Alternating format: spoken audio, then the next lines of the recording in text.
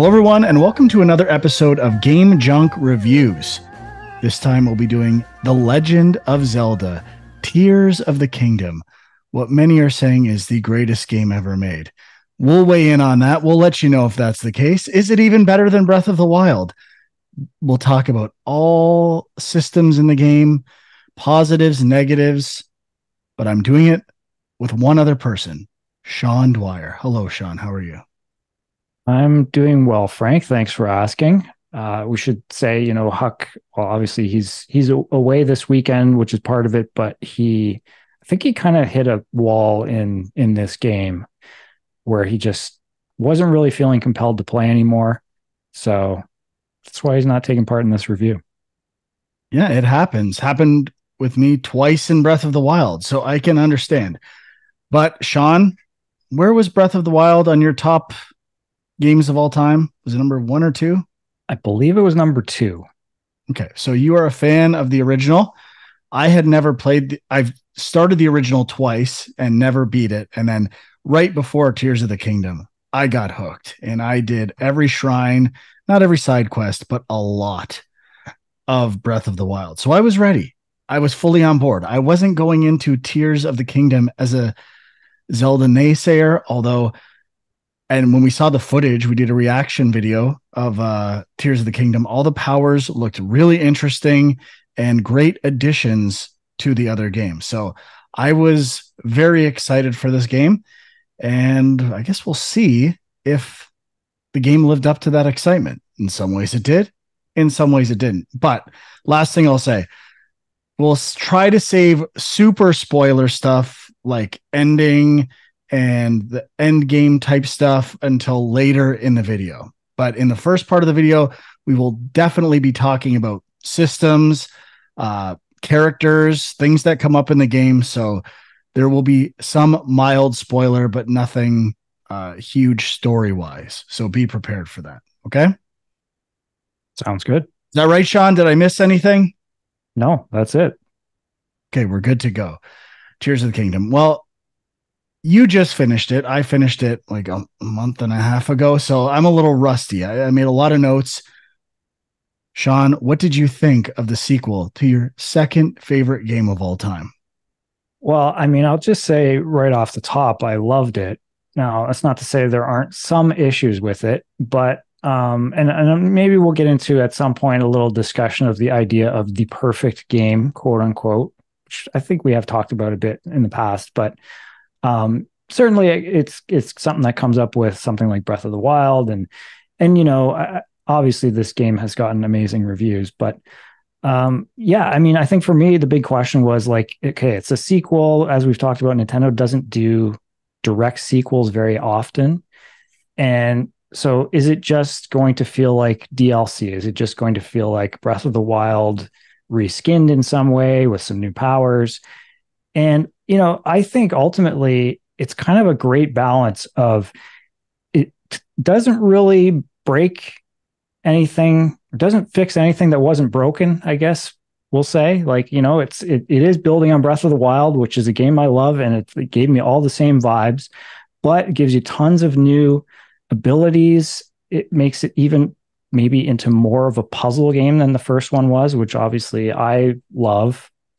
And yeah, just obviously adding the sky islands, the depths, you've got tons of new areas there, but you're also playing in the same world you were in the first game, but things have changed a bit. I just think that, in terms of doing a sequel, but not making a rehash, I think they did a great job. And I mean, ultimately, like very few games do I put in, 70, 80 hours into. And I have to acknowledge that, Breath of the Wild and Tears of the Kingdom are among the few that I have ever done that with. And it's just like you go into a time warp when you play these games, you just lose yourself. You're just wandering around, seeing whatever interests you, you let that guide you. And yeah, I love that about these games. So I was a very big fan of Tears of the Kingdom. I was also a fan, let's say big fan. I wouldn't say really big fan. Um, it depends what part of the game we're talking about, first of all. And personally, when I saw the new powers like Ascend and other things in the long gameplay video, I'm always thinking, like, is this game going to be a referendum on Breath of the Wild? Some of the things that are issues in that game. For me, number one, absolutely number one, is cooking. Cooking is not fun, it's tedious, and they need ways to improve that. That has not been done. It is the base, I think it's the exact same cooking system, and it remains with all its flaws and tedium. Number two, climbing. It's We all love the idea, like, if you see something, you can climb it, you can do these types of things. And but climbing itself is not that much fun, and let's not even put rain into it until you get, is it Rivaldi's Gale, that lets you kind of go up in the first game and climb faster. That really is a game changer in the first Breath of the Wild. And Ascend really doesn't address that all that much, but there's other ways in this game to improve or get rid of climbing. We'll say now, there's still the idea of it was towers in Breath of the Wild. Now they're towers, but they shoot you in the air and you do skydiving stuff, and you can get places really quickly. I think out of all the quality of life improvements in this game, the sky towers are my favorite thing by far. Like, if I want to get somewhere, I shoot up. I can still use my what's it called in this? The Pura, is it the Pura pad? Pad. I can use the Yeah. Pura pad while I'm flying and mark stuff, and it's a lot easier to mark things of interest and get to where you want to go in general. So I think that's, now I'm not exploring when I do that. So you could also see that as a criticism. Like, I'm just using that to get to where I want to go and find stuff.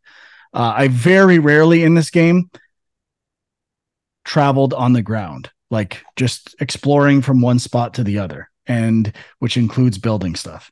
Anyway, I would say Ultra Hand is the new power, which allows you to, that's the thing, you build other items with whatever you can find, and you get these other technology made by these creatures called the Zonai, and you can use Ultra Hand to construct things, vehicles, whatever, gliders, whatever you want in the game.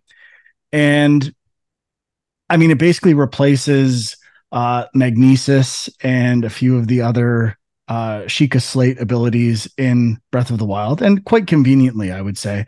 But I ultimately think whether you like Breath of the Wild or Tears of the Kingdom more is going to come down to how much you like building things or using this Ultra Hand to do, inventive things or imagine, like, things you can imagine or want to create. I don't have that. I don't care. And where the game is a success for me is when I'm using Ultra Hand in shrines. And it's like a very specific puzzle with creative constraints. This is a small subset of things you can use. Some great examples are building things to move on rails, and it adds complexity each time to get to the end of the shrine. And it's like, oh, well, I have to think it's just a small change, like having two rails versus one. And how do I build it differently to fit those scenarios? When it's those types of puzzles with Ultra Hand, I think the game is absolutely amazing. When it's, just in an open area, build something to cross a river, or, get in the Sky Island, sometimes just get to the other side, I'm a lot less compelled. And I certainly was not compelled once in my entire time playing the game to build something to explore the world. Never. I would never build anything to get from point A to point B. I would use a sky tower. I would use a shrine teleport. Anything I could do I would avoid building things as much as possible. And So I don't think the building in Ultra Hand is very intuitive. It's clumsy. If that's your core gameplay mechanic, it's not bad, but it's not like, wow, I just want to build stuff with this. I want to avoid it, if I'm being honest. yeah, so on that, I mean, I really liked Ultra Hand, and I liked building things as they pertain to puzzles. I did. There's some places where you have to build vehicles. You can't just use a tower. There's things you can't get to just using a tower. But I think for me it was, yeah, like I'm not just building stuff for fun and like sharing builds online, like that's, I'm not into that. But in terms of the physics engine and sort of like being constantly surprised by like, okay, I'm trying to solve this puzzle or do something in a shrine, and it's like, oh, what if I try this? And like half the time you're like, oh, this probably won't work, and then it does, and you're like, oh shit, that worked. Like, like that kind of feeling happened a lot in this game, and it's really impressive, I think. Yeah, don't get me wrong. I think it's impressive. And if you look at Breath of the Wild, it's like this systemic driven game with physics that you have a bunch of things and you can solve puzzles in any way you want. And I think this construction element is a great expansion upon that idea. Like, you solve this however you want. Here's some basic building blocks and use your imagination to solve these puzzles. I think that is a logical extension of the mechanics of Breath of the Wild. I just don't find it that much fun to do it. It takes too much time. And that's why I like smaller uses of it in shrines, like we talked about.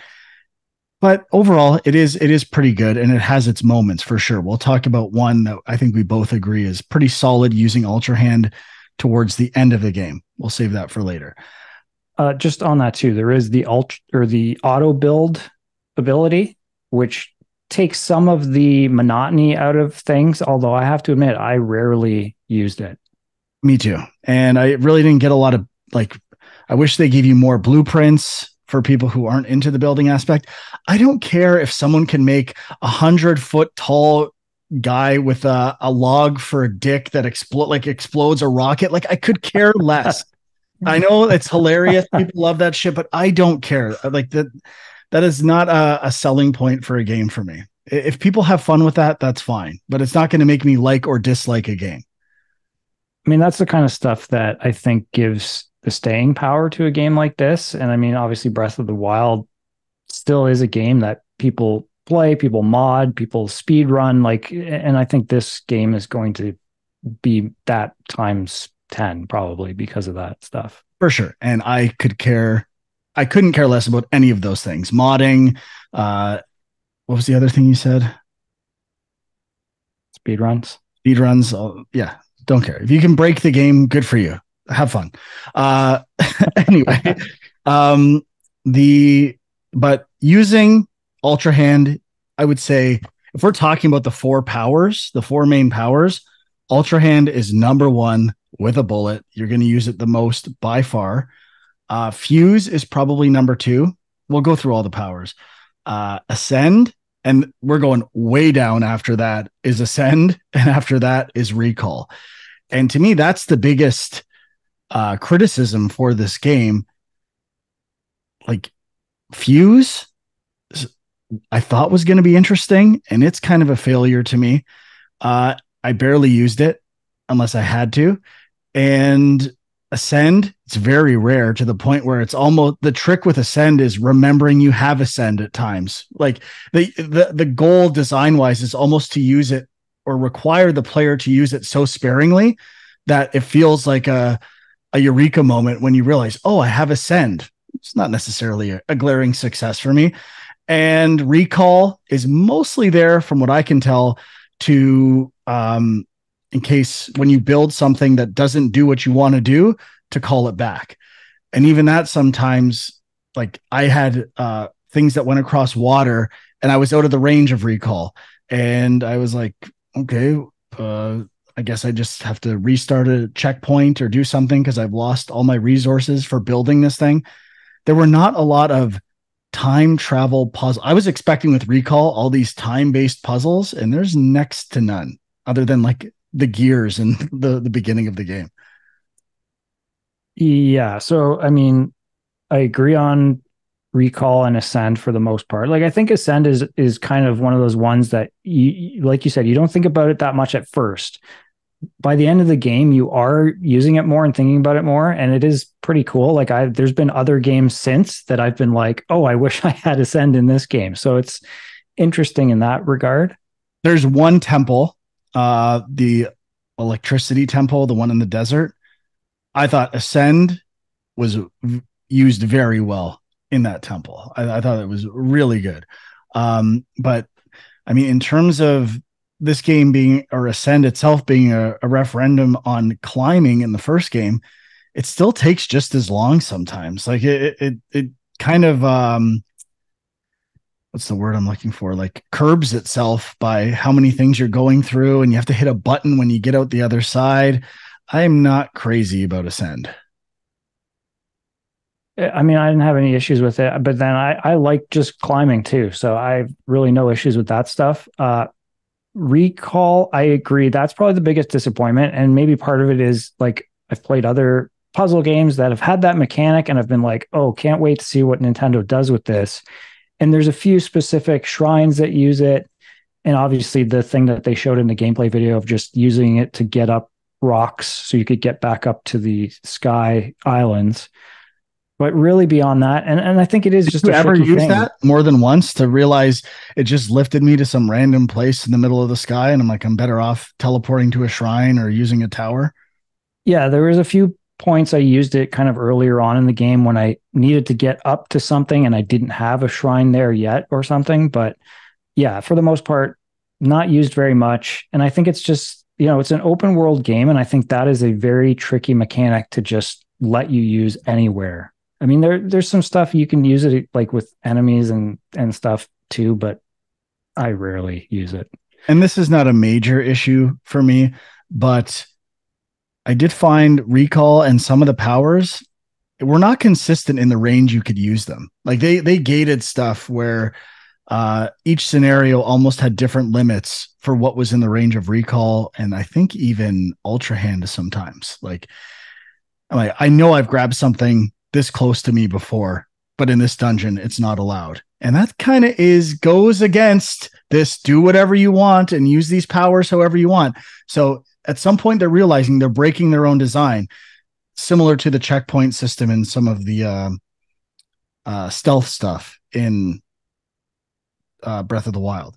But I don't know. I feel like talking about the four main abilities is the way to start. And the last one we really haven't touched on is Fuse. So, what are your thoughts on Fuse? Yeah, so I thought the thing, like I used it a fair bit. I guess the thing that I'm surprised you didn't find it useful for is, to me, this is kind of a quote unquote referendum on the broken weapon thing. Because it's like when a weapon is about to break, you can refuse it with something else and suddenly it's usable again. Or, just there's always things being dropped all over the place, components. So, like, if you're out of weapons, you can usually look around and find some stuff to put together to make something. So, I found that to be useful. Well, that was my initial thought as well. I mean, this is a good thing. And especially I thought with arrows, it was going to be a lot of fun when they had the seeking arrow and all these other examples in that video of how to use Fuse. And for the weapons, it's fine. But the more I played the game, especially coming off of Breath of the Wild, all it does is it takes what would have been a very strong weapon dropped by an enemy, right? However, the level of the enemy or how tough they are, they tend to drop a weapon and a horn that matches their difficulty, right?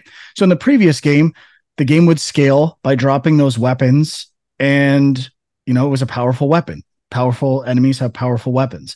And now it's just like, okay, instead of giving you a powerful weapon you can use, let's do it into two, which gives the player some agency or choice in if I just want to sell this thing, I can, rather than using it as a weapon. But I don't know. Even Breath of the Wild, the weapons thing was not as big of a deal for me as it seemed to be with everyone else, because I liked finding Koroks and I would expand my weapon inventory very quickly. And I found I always have a surplus of weapons. So that's one criticism of both games I don't necessarily get. Yeah, I mean, I think for both, it's more of like an early game thing where it's a bit frustrating, but yeah, like with Fuse, to me, it's more like after you played a bit, you've got such an accumulation of random stuff you're carrying with you. So you usually have some pretty good stuff on hand to make something. But I think there should have been more shrines. How like certain shrines are designed to teach you how to use different zonai components, like wheels and other things. All those are great. I think they should have had more shrines teaching you how to fuse arrows and like cool things you can do that might not be obvious to me, or like I saw it in a video so I know how to use the keys eye or something like that, but maybe there's other uses that I wasn't even compelled to try because it's you lose the thing and I'm like, is it really even worth experimenting with something great to like throw it away for a completely like maybe it is useful. I just didn't use it in the right context. And I don't learn that this is actually a cool combination of fusing. But in terms of the weapons, I found I would rather just have a high level weapon than two parts that I have to take another 10 seconds and fuse them together to use. I ended up finding it to be pretty useless.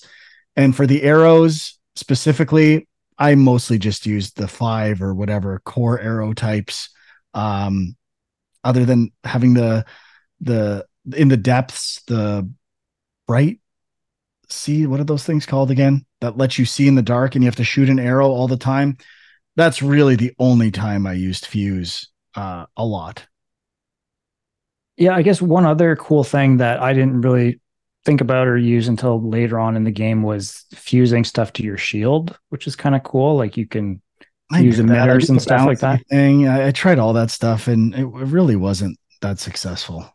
It is a little bit finicky for sure, but I mean it's just a cool thing. Like I had fun with it. I mean sometimes you can just make ridiculous stuff. Like it's fun just to see like take two super long sticks and suddenly you've got like an insanely long weapon. Yeah, it's game Maybe and fair. Huge. You get a long weapon. Way to go. I just don't think it's a big deal. It's fine. I don't it's know. pretty cool. It's pretty cool. I mean It's that cool alone does once. not It's make the cool game. once it loses its appeal for sure. Uh, when they're not that practical, to be honest. Like if there were combinations of fusing things that were extremely practical or change the way you played the game, I could see that. But it's really just the same weapon, and all you end up doing is fusing a horn on it or fusing this other thing. And most of the Zonai stuff I tried attaching to weapons, the results were pretty weak, and I was not like I got to do this again. I'm like, okay, I tried that. That's enough. Yeah, I guess the other thing too is like you don't have bombs readily accessible Oof. in this game, which you did in Breath of the Wild because it was one of the powers. But so in this one, that's a big thing is you have to have like a stick and a rock so that you can break rocks a lot, or bomb flowers, which are kind of hard to find, until you get one of the Sages. sages, which even when I had him, I kind of forgot half the time. But It's not that easy to aim them either. But like I could tell this is a flaw of the game in my first 2 hours when, like you said, I gotta have basically they want you to fuse a rock to a sword so you can break boulders. And so you break through 10 of them. And what do the rocks do? They drop another sword with a rock because they know you're going to need another one. yeah, Like how is that not a design failure immediately? If you're working on this game, isn't it weird that these rocks are dropping swords and more like can we not fix this? There's got to be a more elegant solution than this. And that's where when people call this a perfect game, I'm like, these are clear design flaws. It's showing its design flaws constantly. That's not to say that the 90% of the game isn't amazing, but the other stuff is pretty flawed. And I feel like people are always looking past these issues. Um, because it's Zelda, I guess. I don't know. It's but so I mean, weird. like it creates like there are like some challenges or like limitations that you have to work around that can be fun. Like maybe this isn't a great example, but like I remember going under the Hyrule Castle and kind of like there's a passageway you go under there, and I started just kind of okay, what's under here? Started looking, and there's just like tunnels lead to more tunnels, lead to more tunnels, and there's like it's everything's interconnected, and so like a 15-minute checking stuff out turns into like a 2 hour adventure of just like what's around the next corner. And part of that was like, okay, I broke my sledge that I had. Now I got to find something else to break the rocks. And yeah, there's some frustration there, but there's also like it's part of the like, okay, what can I do to get to the next part of this? Sure. And Well, I think you might know my rebuttal for that little anecdote about the tunnels. What was your reward for exploring those tunnels? got Shooting one some of those glowing creatures and getting so like there's never a reward for it. there was some good armor. That's actually the armor I used throughout most of the game. Okay. I'll give But you I that. mean, yeah, I mean that I agree. Like that in terms of exploration, you get a lot of chests. Like, and this is we talked about this with the shrines too, right? Like usually there's an optional additional challenge to the shrines, and then you get a chest, and it's like I already have five of Oh these. yeah, Like, I forgot about that. Thank you, Sean. So let's those are the four powers. Let's maybe move on to some other issue. I think we've been too negative, or I have. Let's talk about the great things for a bit, and then we'll come back to some more negatives. Okay, because it this tone is not indicative of my feelings on the game. I just have to right. focus on the criticisms. Uh so like art style still incredible. I think the new art elements, the characters, the sky islands, the look of the shrines now, the idea of like the zombie Ganon and all this other stuff. Aesthetically, I loved everything about this game except for the depths. I wasn't that crazy about. Yeah, I mean, like again, it's they're doing this on a pretty underpowered system at this point, and they came up with this art style that works for that system, but I think still looks quite beautiful. Like especially the Sky Island stuff. Like Yeah, the first, couple hours of the game, I was just loving the look of it. Like it felt like a completely new game. Obviously, you do eventually get back to Hyrule, I guess, or whatever, and that it feels a little bit back to Breath of the Wild, but that stuff I thought looked amazing. yeah. I mean, there's new character designs. I all Zelda games, a lot of Nintendo games have some of the best character designs in the world, and this game is no exception. What's the? It's been a while. What's is it? Ramu or who's the guy you meet? Raru, baby. Maru. I might be confusing it with something in Final Fantasy, or amalgamating two things. But I love that character. When I saw that character, I'm like, I'm in 100%. And like the creepiness of the intro is very effective. I don't know if it's that much fun, but I like the setting and the mood, and I like basically how it corrupts Link's arm. I think that whole setup and context, I guess, for taking you from Breath of the Wild into this game, it's set up pretty well, and it kind of like in a video gamey way makes all the powers you have through your arm make sense. And I thought that was a really clever idea. So going from there, positives, the the four main temples, which basically replace divine beasts in this game, I think they're all well, three are exceptional and one is good. The good one being the water temple. I think we'll get into that specifically later, but the other three I think are extremely well done. They're kind of classic Zelda dungeons, and I had a lot of fun with each one. I saw some criticisms in another article I read about the bosses not being great. I loved all those temple bosses. I thought, they weren't that challenging necessarily, but they were fun, interesting, and way more compelling to me than the kind of versions of Ganon or what was it? Something Blight in Breath of the Wild. I thought that was the weakest part of Breath of the Wild, and this seems like they were listening to people's complaints and addressing the originality of the bosses in this game, and I think it worked. Yeah, and the interesting thing I think with the temples is, the temples themselves are pretty small, but they pack a lot of puzzle stuff into the small areas for that. But it's about there's a path to getting to the temples, which is really part of it, and a lot longer than I expected, and quite fun. Almost all of them I liked a lot. Yeah, and each one of those path to the temples has a new mechanic of some sort. So The wind one, it's these like ships with these trampoline sails that you can bounce up and then glide between things. That was my favorite one, fun factor wise. Although there were some frustrating moments of missing a platform or falling and having to restart. So it's not perfect. The water temple with the bubbles was the worst one by far. And it's so slow, waiting for a new bubble to spawn and waiting to rise while you're in a bubble. Like that's just bad in my opinion. See, I didn't mind the bubbles, but like, I mean, I didn't love the bubbles, I guess I should say. But the thing that was fun about that area was that the gravity is different, I hate which that. I mean, I thought it was fun because, I didn't find that it was like a difficult thing to adapt to, and you're just jumping higher and kind of floating.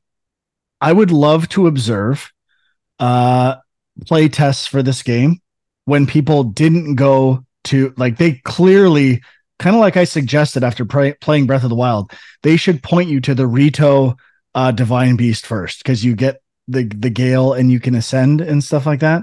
Like they should have made people go there first rather than saying go wherever you want. And in this game, they definitely make you do that. Like they put all the effort they can into go to this temple first to get the sage that lets you move in the air more.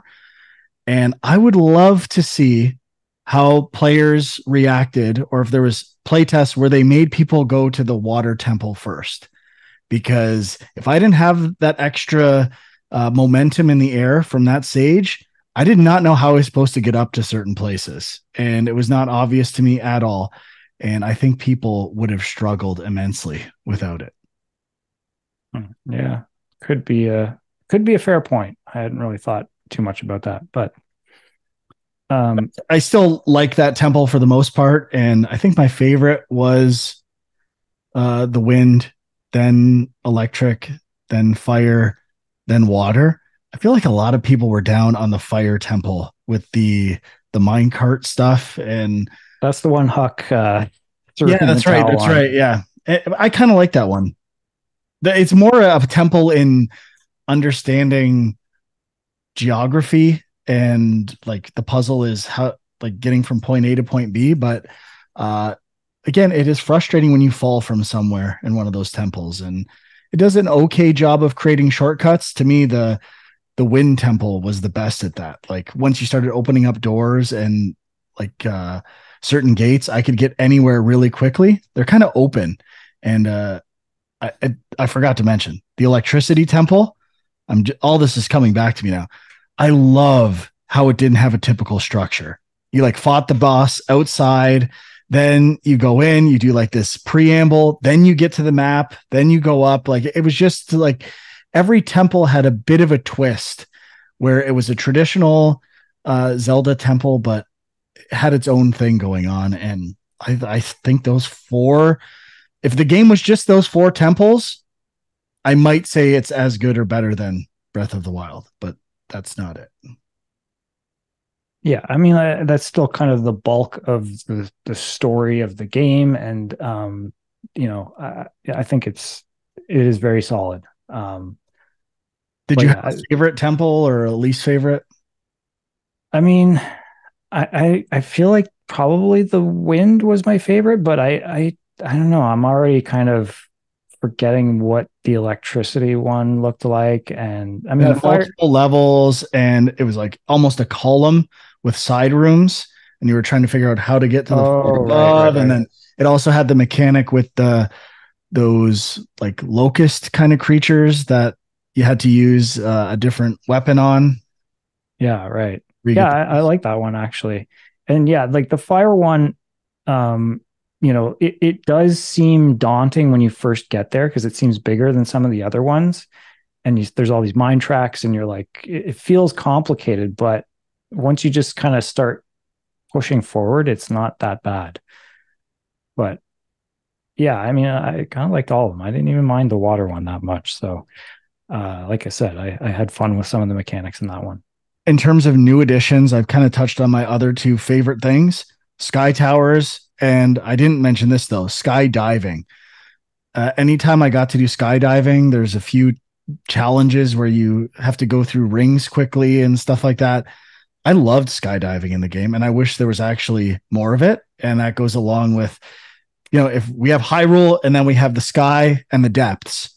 The sky is a 10 out of 10 for me in terms of everything I do up there, and the depths is about a 5 out of 10 in terms of excitement and frustration.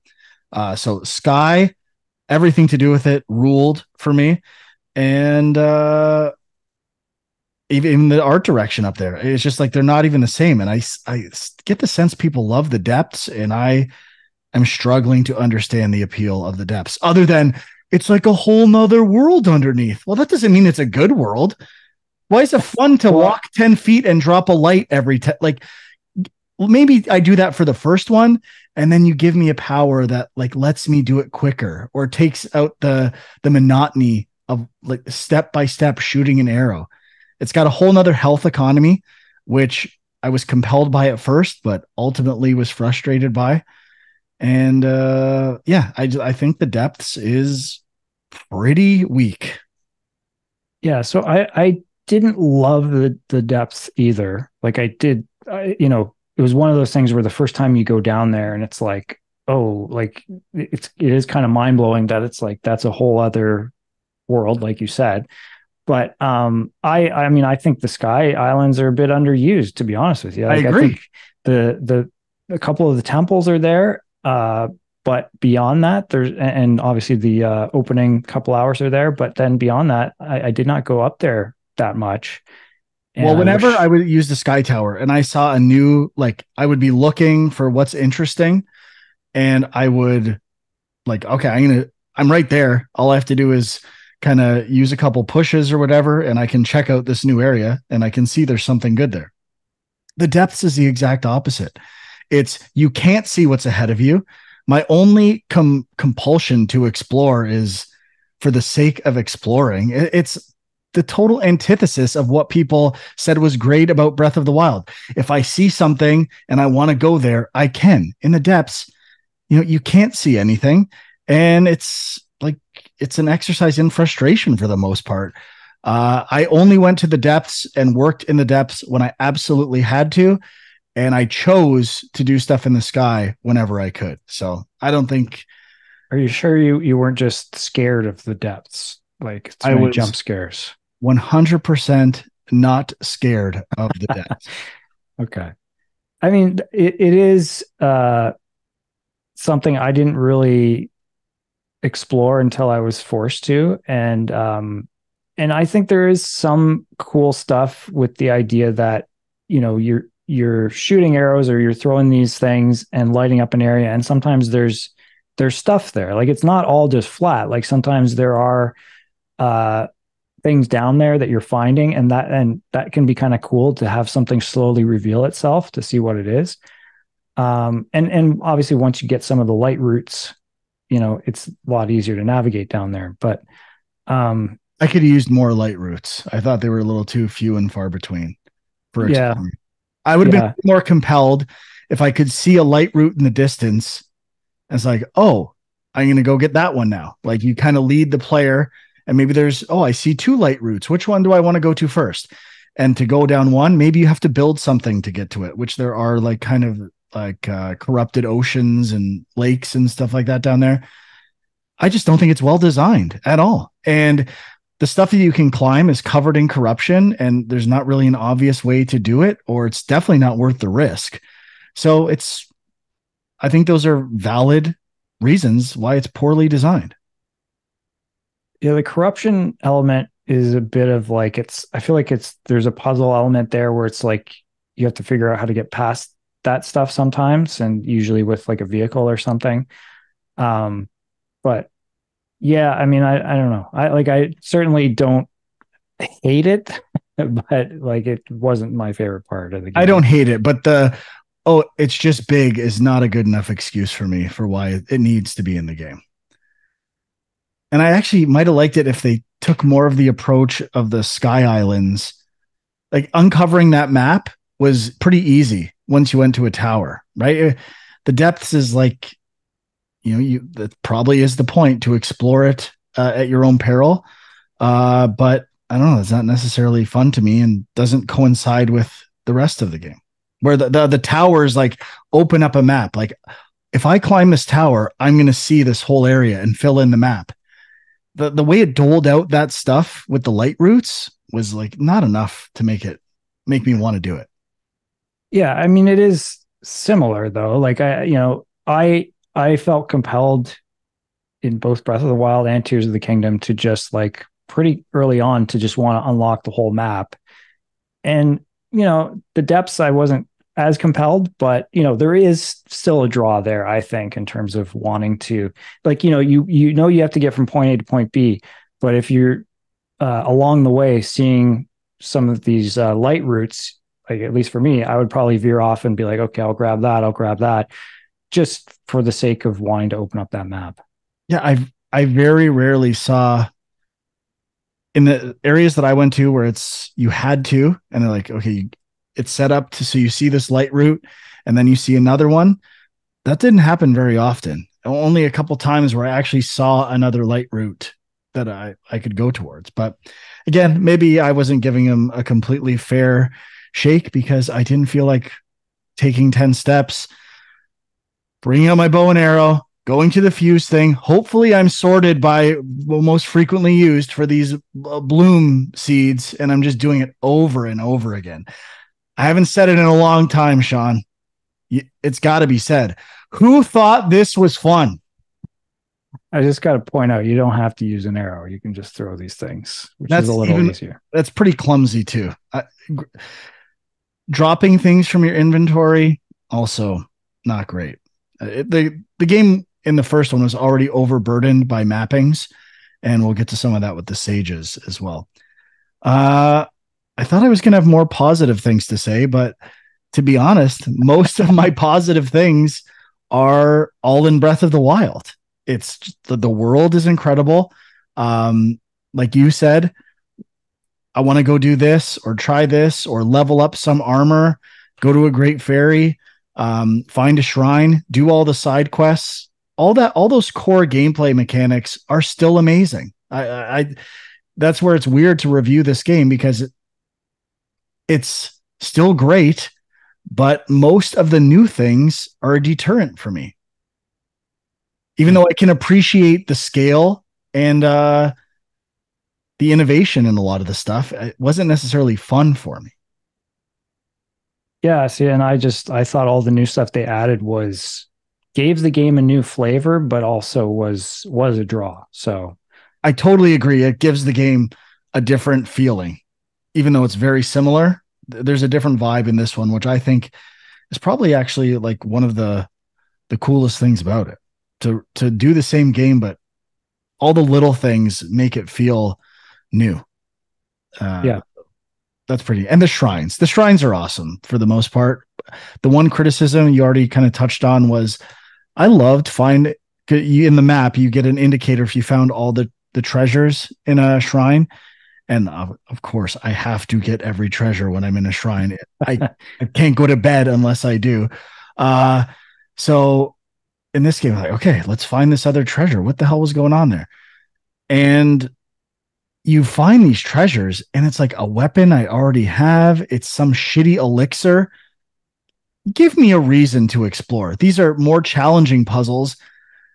Like, give me a rupee at the very least, or a gold rupee, so that I can decide what I want to do with it. Not a weapon that's useless to me.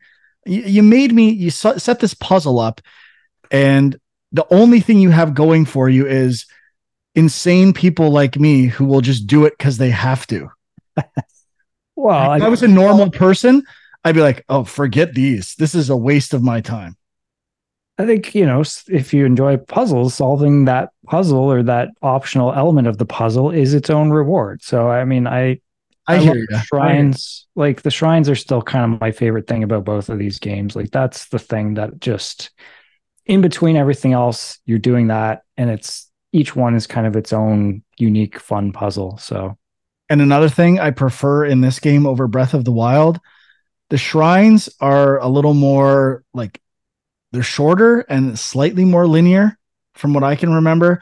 I remember doing some shrines in Breath of the Wild that were like super long and involved. And I'm like, let's like keep a shrine to one idea and an expansion upon that idea.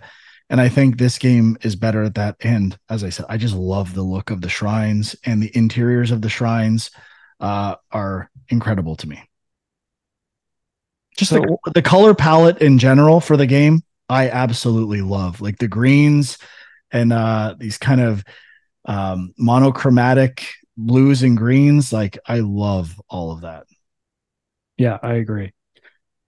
So I wanted to ask you, like, talking about like the puzzle elements, the shrine stuff, the ultra hand, all that stuff. It does feel to me like this game, there's less combat. Like that's just 100%. not even a focus of this game, which I am fine with. But I feel like that could be something a lot of people might be disappointed by.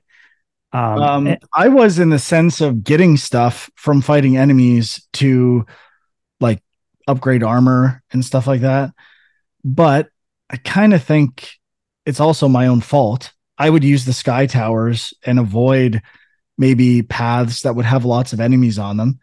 And part of it I have to put on myself in the sense that I had just played Breath of the Wild. So maybe I was kind of sick of the combat and walking. And I was almost a continuation of my end game of Breath of the Wild, where like, okay, just go here, do this, like teleport, do all this stuff. So um, I'll definitely take some of the blame there, but I don't think the combat in Zelda is all that great in general. I think it's very good.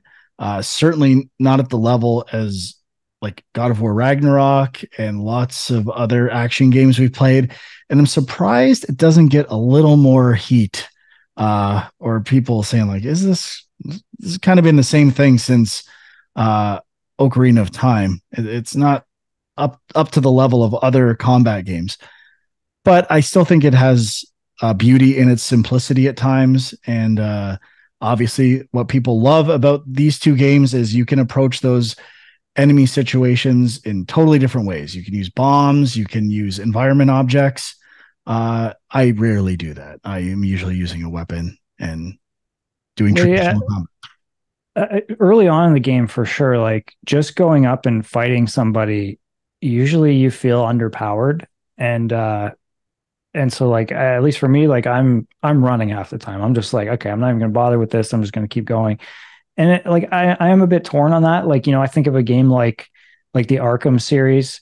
You're gliding through the air, you see some enemies, you're gonna stop and fight them just because it's fun. But in Breath of the Wild or Tears of the Kingdom, not maybe not. Like I'll And I probably did for a while playing Breath of the Wild, and I'm like, okay, yeah, I kind of am still into the combat, but it it becomes pretty repetitive at some point. And not that it's terrible by any means, but I was the flurry rush and some of the parrying. I don't think it's that intuitive or great. I issued you a challenge, Sean, last night yeah, playing Hero Quest. I said, I want you to consecutively do 3 Fury Rushes. Were you able to do it? I wasn't, Did but you attempt it? I attempted it. Okay. I wasn't trying that hard. I did 2 in a row. I felt not without that much difficulty. So I feel confident I could do three, but I mean, I But you guess did. I didn't. I will admit I didn't. But I guess the question is like with the flurry rush. So your criticism was more that the prompt coming up, like it's not always consistent when it comes up. Is Like that the what? window, or no, when you're going to be in the window for a successful flurry rush and all this stuff, it's not obvious to me. And I feel like when I get it mostly out of luck. I don't feel like, oh, I nailed that flurry rush that time. And where this really starts to get complicated, and this is another pro Breath of the Wild versus Tears of the Kingdom, Zonai enemies, because they have these arms that are stretching. I think the animations, like they're literally stretching the arms. And when they have attachments on it, I got hit and killed by stuff that I didn't even see. It didn't even look like it was coming near me. And there's some frustrating, like, I can't remember what they're called, but attachments. They have like flame emitters, and I had a lot of really frustrating deaths fighting Zonai in this game, where at least the more traditional Zelda enemies, when I died, I was like, okay, that's kind of on me. I missed that or should have blocked. And this time I was like, I didn't even see an enemy like winding up its arm or doing anything. I just got hit by something. Yeah, I can remember that happening a few times Yeah. for sure. But yeah, like the flurry rush, I feel like I feel like the sort of like perfect dodge or whatever is a little more forgiving than the parry. Like so I was able to like with some of the final boss fights, I was feel like I was doing the flurry rush a lot. I wasn't really doing the parry very much at all in this game. In Breath of the Wild, you have to do it a lot for the Guardians. Guardians. But they set that up like that's set up to be a certain distance. And like as long as you get the timing right, it's almost automatic every time. Like they knew you had to parry those, and I think they made it. I wish more stuff in the game worked like that, but if we're comparing this to like God of War Ragnarok and other parrying mechanics, it's not even close. Yeah, I agree. And I mean, it's, you know, you got to question, like, it's not a combat focused game, but there is combat. So, I mean, I think it's fair to criticize it. Um, Arrow shooting is still great. I like it's awesome in both games. Still love that, and I wish there was an easier way. I love doing slow motion arrows in the air. Uh, I wish there was more of that. I think the only thing we haven't touched on in comparison to the first game was the four abilities you get from the divine beasts and the equivalent in this game. Is it, should we talk about that?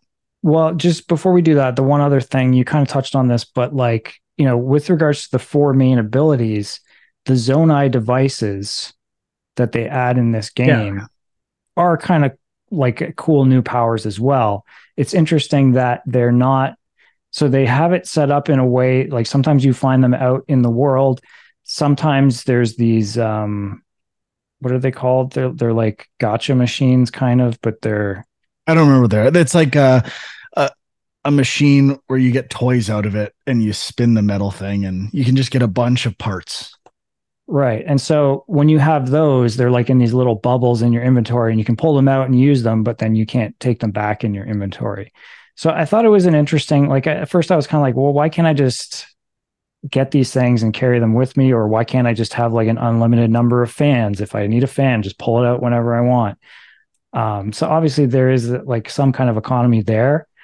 Um, but like all those things are quite fun to play with. And I mean, within those, there is a slight improvement on the cooking system, which is that there's a portable stove. That's So the slight yeah, you can use to cook one thing. yeah, single use, but hey, I mean, you don't have to like if you're stuck in the middle of somewhere, you can cook a I'm not meal if you need one. asking for it to stay there forever. I want to like, okay, I set up a pot. Let me cook a few things. I can cook one thing, and I'll never use this again. Once I found that out, I'm like, I'll just teleport to somewhere where there's a. I always cook a bunch of stuff at once because I don't want to do it. I'm only doing it to prepare for something. Um, you almost remind. How did I forget? Talking about Zonai and attaching things in Ultra Hand, the wiggle to remove things. Yes. Whose idea was this? This feels like a Miyamoto idea, if I'm being perfectly honest. What if you had to wiggle it to detach it from the other thing? Yeah, great idea. Then I move my whole thing and it's in a different spot than I wanted it to be. And I just detaching aside from the wiggle is a nightmare. If you have to undo something you did, yikes.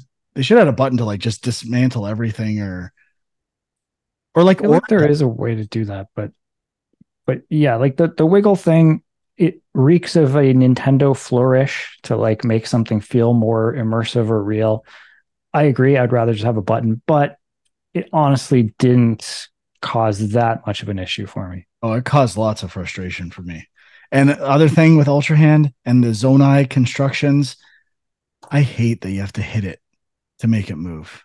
Like, especially when you have springs and stuff and you have to like jump up and do a thrust down. Like, just give me a better way to activate these things. I mean, there are some things like obviously if you have one of those steering wheel things and you just get on it, that'll start it. But I will yeah, say that anything you build with a steering wheel, uh, that worked really well. It always kind of went where I wanted it to go. And it's when you're at the mercy of rockets and fans, it's a little frustrating. But like in terms of impressive mechanics or like just game development, having that steering thing work kind of flawlessly on things is pretty impressive when you can build whatever you want. Yeah. I found the wheels to be like, okay, so now I got to go and put four wheels every time. It's like, come on, Well, simplify some of this stuff.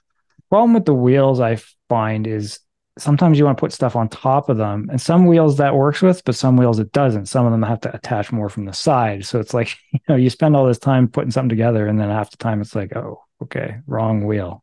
It just comes back. If you like Ultra Hand, you will prefer this game, I think. Otherwise, it's mostly going to be like frustrating for about half of the time of the game. I don't. Oh, so okay, the sages. Hmm. So in the first game, you had these four abilities that were activated, some automatically, some with like button mappings. And this one, it's companions that follow you around that you can turn on or off. And I saw people in the Discord talking about they just turn them all off. Well, that seems like a flaw to me. If you have these four things that are giving you all these powers and your choice is to get rid of them and play without those extra powers, like the powers are pretty necessary. Like you said, the Goron for breaking things, playing without the Rito would be impossible to me. I use that thing constantly. The Zora water shield, pretty useless. That one sucks. Yeah. Yeah, and the but the other one, the super powered hit or whatever, that was pretty good. But using them when I started the game, it's like, okay, the first one I got, hit the A button to use it. I'm like, okay, you're obviously gonna there's four temples, you're gonna get four sages, and each one of them is gonna be on a different button or something like that as to when you can use them. It's always the A button, and you have to have proximity to the avatar of this thing, which towards the end game could not be more frustrating. It's terrible. This is the biggest thing I 100% agree with you on. I really don't understand it. I mean, I know some of the people in the Discord, when they were saying that they turned these guys off, I think part of it was more of an aesthetic thing. They like to just be out there on their own, adventuring, not with like four people follow it, like these ghostly images following you everywhere, which is a little weird. But yeah, there's just so many situations where it's like you might want somebody's power, and obviously a battle with like lots of enemies is the worst case scenario Because you where it's need them like, for that battle. Like they yeah, actually help you. yeah, like there's the electrified arrows work very well against certain enemies. So now, oh, those enemies are here. I gotta find that person, but they're like on the other side of the battlefield. Now I gotta run all the way over there.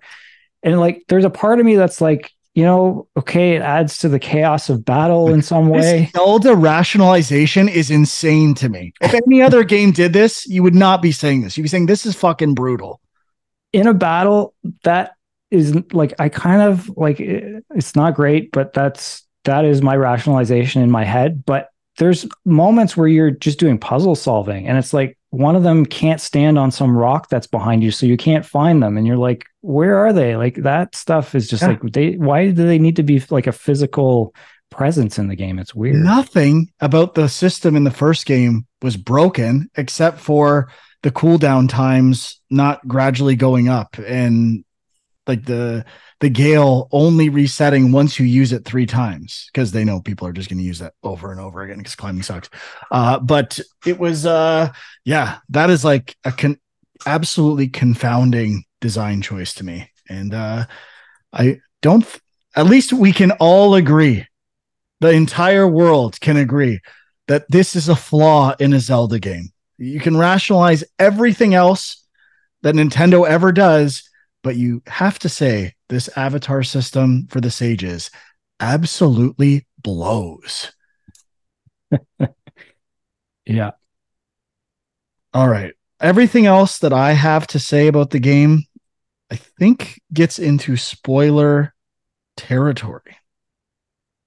Yeah, I guess the one other thing I wanted to touch on in a more general way is just the story. Like, I mean, I couldn't tell you what the hell the story is. And I know that's I feel like most Zelda games are kind of like that to some extent, but this one's weird. Like it's, it is a sequel to Breath of the Wild, but then it's delving into like ancient Hyrule history and kind of adding some new stuff there.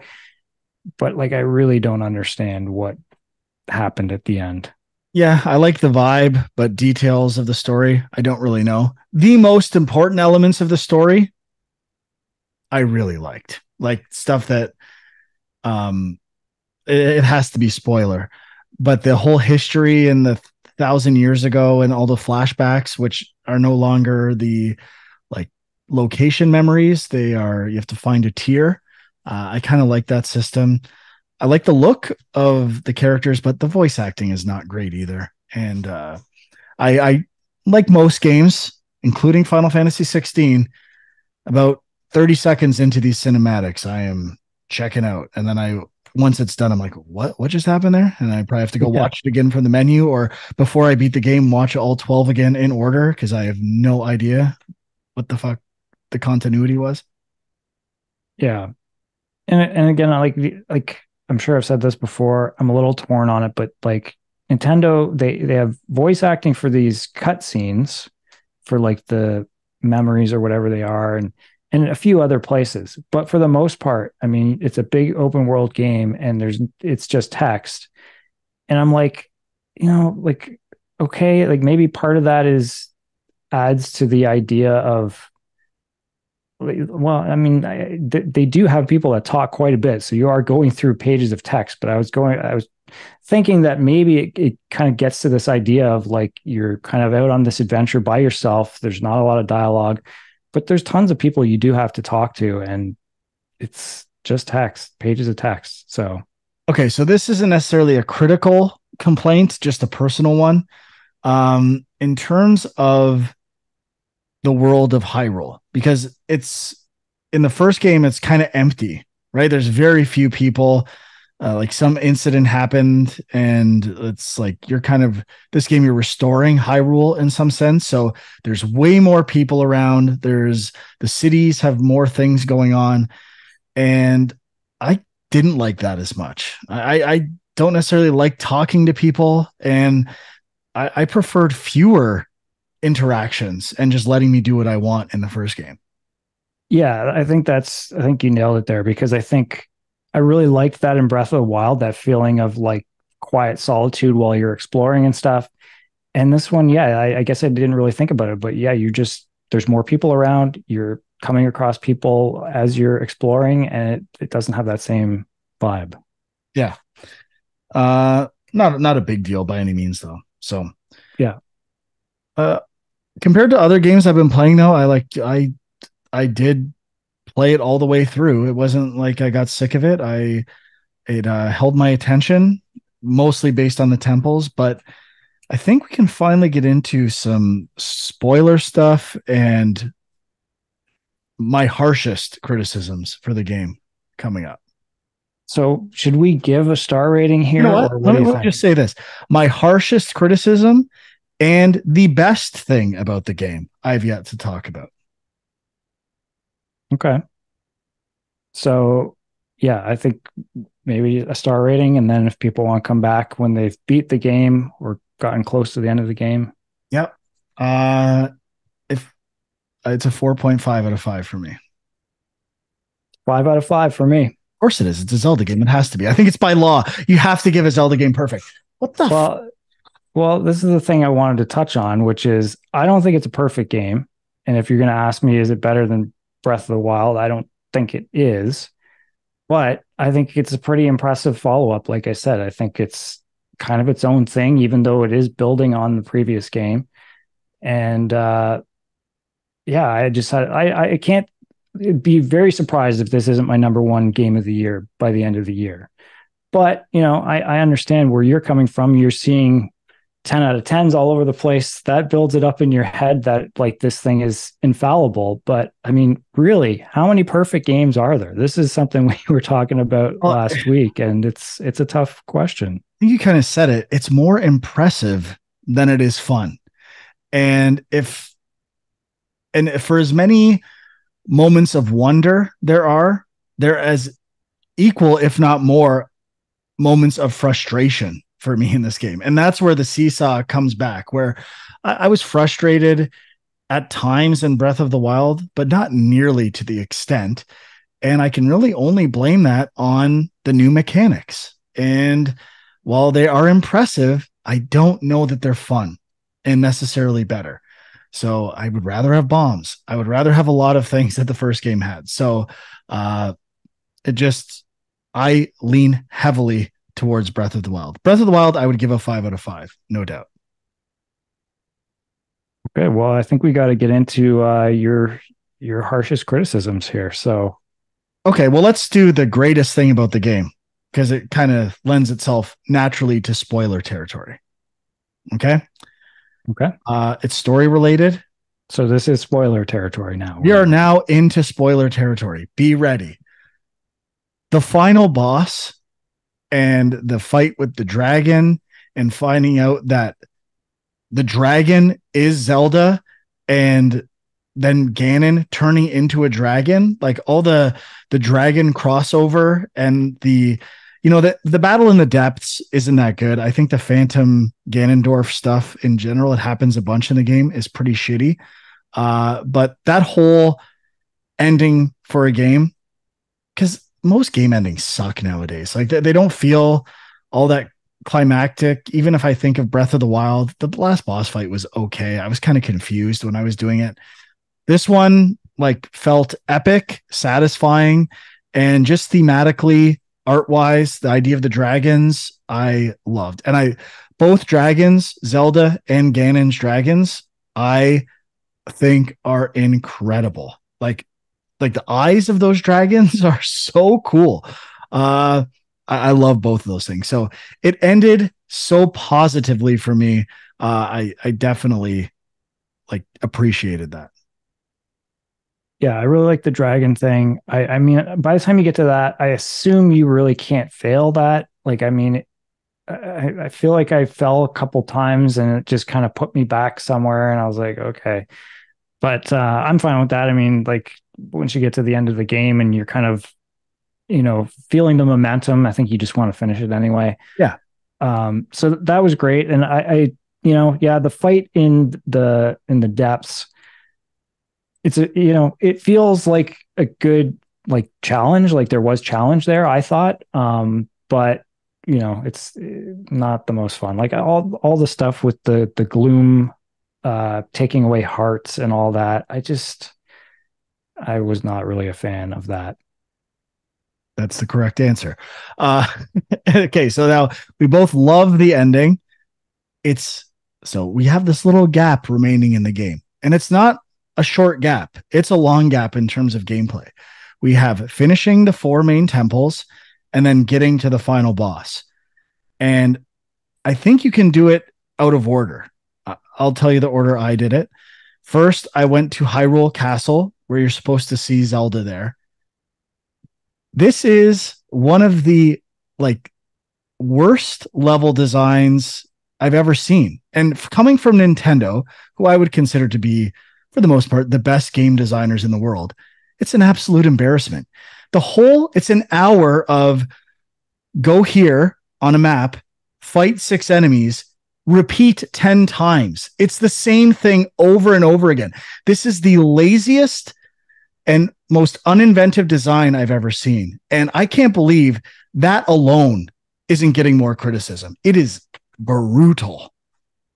So I disagree with you on this. Like, it's not amazing, but I had no issues with it. It was just another part in the progression towards the end game. Now, I had gotten the Master Sword before I did this. So once I got there and it was just combat, I was kind of just having fun using the Master Sword.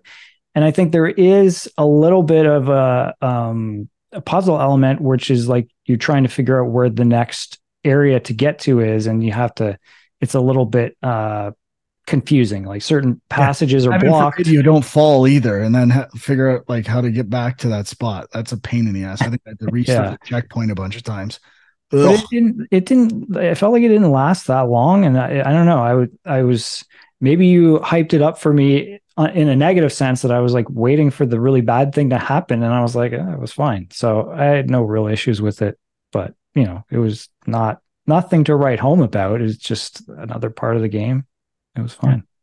Didn't need to be there at all. It could have been three. If it would have just been three of those, and it's like just like you said, kind of bridging the gap to get to the end game, that was fine. It was just about four times as long as it needed to be, and very repetitive. And I felt like I was just treading water through this entire sequence. Next, from there, you go into the depths and you have to assemble, or I don't even know if you realize you're doing that at the time, but you have to assemble a construct. You're told that there's a fifth sage. Fifth sage, okay? And this fifth sage, you have to get like a left arm and leg, right arm and leg, and assemble these things. And they're basically in four areas, and getting each part is like a puzzle using the construction abilities, like gated little scenarios where you have to think creatively and use rockets and fans to get the parts to where you want them to be. I think we both agree that's pretty good. I think the four was a little long. It got a little that also got a little repetitive, but it was still puzzly and satisfying. Now, I assembled these four things. You see this door. It's basically the goblin, the mechanized goblin in Labyrinth. You're getting ready. Do you know what I'm talking about?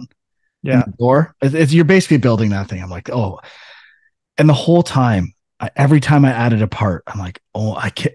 I'm going to get to control this thing. Like this is going to be incredible. I don't know why I knew I was going to get to control it, but I did. The game must say something because I'm going to get to use this thing and it's going to be amazing. And you get into this thing and it is so unintuitive. Like it's a totally different control scheme. I have to use it's basically arms using the left and right triggers to fire thing. You have a part on your back that is completely unintuitive to use and it expires after using it once. I'm like, and we know why this is, right, Sean? Why does this exist? Part on the back. No, like why are all these why is the actual construct nerfed? I don't know. Because it's another sage. It's got to be around. It's all because of the system of having the sages near you. It's so that you can't use it to break the game once you have it. Where I think it would have been better to make that thing amazing and fun to use and do the boss battle with it, which sucks, and make all that stuff great. But you don't have access to it on a whim all the time. And yeah, that was the most underwhelming. I went from being so excited to get into that robot to jumping out of it 2 minutes later. Actually, first I was like, I must be doing this wrong. Like this can't be this bad or this frustrating. I think I looked at it online and I was like, yeah, this thing sucks. Agreed. And continued to jump out of it immediately and just walk everywhere. Like that's a complete failure.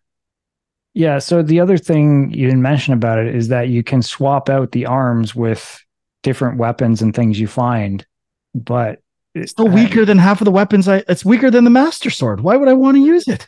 Yeah, it's the one thing it is good for, which I think is probably the main intention, is that it's good when you're in the depths because you can walk past all of the gloom on the ground or whatever it is, and it doesn't hurt you. So that's the one useful thing. But yeah, other than that, it's pretty clunky to use. Cool idea building it, but yeah, not the best execution. Yeah, I definitely expect more from Nintendo. That was pretty sad. If it would have gone right from the four temples the to the final boss, I might have been leaning to a 5 out of 5. It would have been a light 5 out of 5, but that's kind of that section just killed after those four temples. It killed any momentum I had. And thank God the ending of the game brought me back up, or I would have been even more frustrated by the end. Yeah, there is a fair amount of stuff. I think there's some other things we're not even mentioning. Like I feel like there's a long stretch in one of the Sky Islands that you kind of go on, and then there's you have to find the armor with the lightning. Yeah. Like there's a bunch of things you have to do. I mean, and yeah, to be fair, I don't think any of it's that memorable or amazing, but um yeah, I don't know. I guess the final fight does kind of make some of it worth it. But again, like I am not as harsh on this stuff as you are. I'm just kind of like it was part of the game. I played through it. It was fine. Just didn't blow my mind. That's all. Okay. And this last time I'm really going to say this, I just feel like the reason these games, it's like Nintendo, Zelda, it's huge and it's impressive.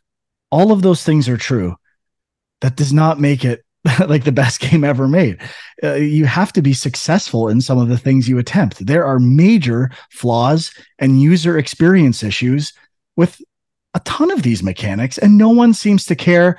And I guess what I don't understand is why no one cares about it in this game, but they seem to care about it in every other game. It's like the end of the world when these other games have like terrible systems or some annoying part in it. And I it's just weird to me the free pass Zelda gets. It's still boggles my mind. Well, I did want to touch on I know your kind of long-standing theory or criticism, I guess, of Breath of the Wild was that a lot of people just don't finish the game. And I was kind of like, yeah, I don't know if that's true. Like I finished it and I don't finish a lot of games. But I was listening to a podcast last week reviewing Tears of the Kingdom, and the two guys basically both said, never finished Breath of the Wild, but it's amazing, but I never finished it. Exactly. And they were reviewing Tears of the Kingdom without having finished it. So I'm like, what the heck? No, it's just one podcast, but I was like, Now, I okay. think Tim Rogers rectified this. It was when he did his top 30 games of the decade or something. And he said, yeah, I didn't beat Breath of the Wild. I think he said the same thing about The Witcher. And I don't, to me, that is the number. If you have a game on your top 30 list that you didn't beat, it's got to go. You have to, that's like the bare minimum. You like a game enough that you beat it. Yeah, I mean, like, I guess it's whether we're like, there's a different conversation whether it should be on your top whatever list versus you really love a game. Like, I think you could play Breath of the Wild and not, do the end game stuff and still get a lot out of that game and still love it. But yeah, I don't know. It is weird. You might be onto something there. There's just something about this game that, and I mean, I've, heard a lot of people saying this with this game. They're taking their time with it. They want to savor it. They don't want to rush to beat it. And I can understand that too. But I think at a certain point, if you keep doing that, you're just going to be like, yeah, maybe I won't beat it. I'm done. Yeah. And I would make an exception. Like I kind of did this with Elden Ring too, where Elden Ring, it was my number two of the year, but I put like 70 hours into it. Like I played a lot of it and I loved it. I just didn't beat it. And I don't think I'd put it on my greatest games of all time list if I didn't beat it. But in the context of a year, it's a little different considering there's tons of games I didn't even get to play that came out that year. So the fact that I put 70 hours into it means something. And people who didn't beat Zelda, but they say like, but I just like doing this part and I put 100 hours into it. I would totally say, okay, that's fine. Like you get what the game's about from that. Yeah.